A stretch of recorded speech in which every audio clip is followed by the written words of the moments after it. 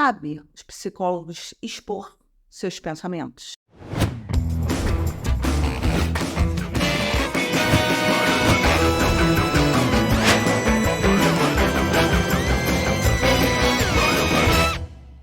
Olá, eu sou Daniele Pinheiro, psicóloga, mestre de psicologia, e hoje eu vou trazer um questionamento meio que senso comum na vida dos psicólogos, que é: cabe os psicólogos expor seus pensamentos? Faz sentido isso? E aí eu vou te trazer a questão sobre neutralidade. A neutralidade é um conceito que vem muito difundido pela psicanálise na ideia de que se o psicólogo ele não ocupa nenhum lugar, ele não tem posição política, ele não tem posição e opinião religiosa, se ele não tem opiniões, ele dá espaço para o outro ser. O paciente ele fica livre e à vontade para dizer o que ele gosta, o que ele não gosta, de orientação sexual, né, de religião, de filosofia, de modo de vida. Então, esse psicólogo ele fica num lugar de neutro, como se ele não tivesse nenhum posicionamento. E nós sabemos que não é isso, né? Porque nós, psicólogos, somos seres humanos também. Nós, apesar do muito no imaginário ter uma ideia de que a gente não erra, que nossa vida é tudo perfeito, nossos filhos são maravilhosos, tudo certo. Não é assim, não. Nós somos seres humanos também. Tanto é que é muito indicado que todos os psicólogos façam terapia também, para que não emaranhe, enrole as nossas próprias emoções com as emoções das pessoas que vêm se tratar com a gente, para que a gente não colhe, não se identifique e acabe atrapalhando o atendimento da pessoa. Essa neutralidade, ela é uma falácia. Desde o século XX, alguns filósofos, Deleuze, Foucault, ele traz muito isso também, questionando esse lugar de neutralidade. E falando aqui, todas as pessoas, todos os profissionais, sim, falam de algum lugar. Eu aqui estou falando, eu falo a partir da minha história. Eu falo da classe social que eu pertenço, eu falo do lugar de mulher, nascida mulher, uma classe econômica, falo enquanto mulher branca, uma mulher latina brasileira, carioca no meu caso. Então, assim, eu estou circunscrita em vários atravessamentos que me compõem. E toda vez que eu vou falar a partir desse lugar. Eu posso, sim, ter uma escuta mais aberta, mais proativa, a partir de terapia, a partir de muita leitura, a partir de muita coisa para me deslocar e começar a entender algumas coisas. Começar a entender o lugar do que as outras pessoas falam. E isso tudo é importante a gente considerar. Por quê? Porque a partir do momento, segundo Foucault, que tem uma relação de duas pessoas ou mais, nós temos relação de poder. E na relação terapêutica também há uma relação de poder. É só a gente observar. Existe uma pessoa que está falando abertamente sobre a sua vida e uma outra que só está ouvindo. Esse espaço da escuta é um espaço onde vai ter muita projeção, vai colocar muitos valores em torno de uma outra pessoa. Por isso que é muito complicado relações amorosas que nascem a partir da relação terapêutica. Inclusive, essa é uma infração ética. Por quê? A relação de poder está estabelecida, onde existe um que sabe muito sobre o outro e um outro que não sabe quase nada. Isso vem mudando por causa das redes sociais, mas ainda tem alguns psicólogos que preservam isso.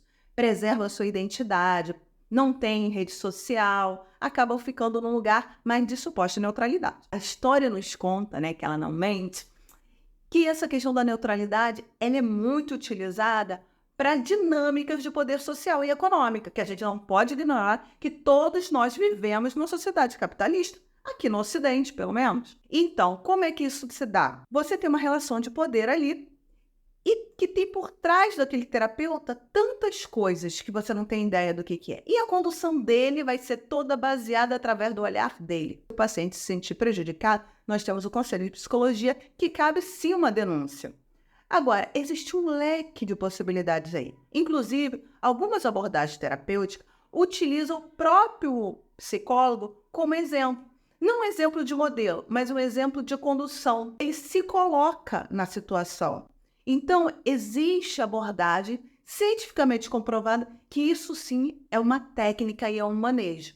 E aí, o psicólogo ele vai ficar nessa dinâmica, observando qual é o lugar dele, entre ele se colocar, até onde se colocar e até onde ele não pode se colocar. E aí, o paciente, ele está ali naquela situação de acreditar que aquele profissional está na neutralidade e confiar plenamente.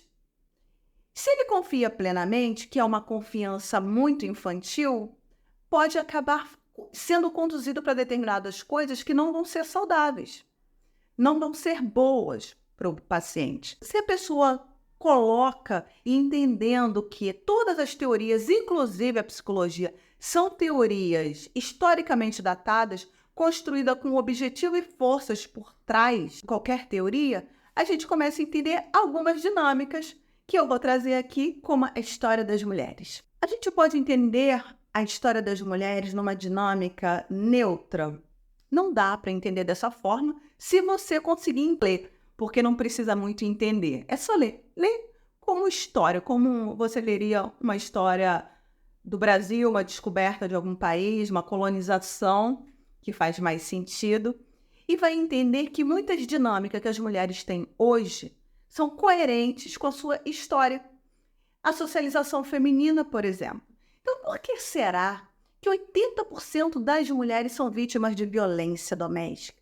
E que coisa curiosa que acontece dentro de casa. Não são pessoas externas, pessoas de fora que ela encontrou, que ela saiu, como algumas falas machistas dizem, né? Saiu com uma roupa indevida, porque ela se comportou de um determinado jeito. Não, não é por isso.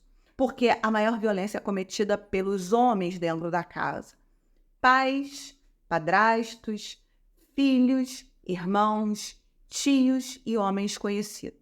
E por que acontece isso? Por que as mulheres têm dificuldade de se relacionar? Por que elas são responsabilizadas dizendo que elas têm dedo podre?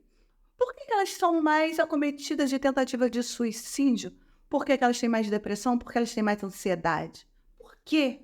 Por que elas se sentem sobrecarregadas? Por que a crise de burnout está aumentando tanto na vida das mulheres?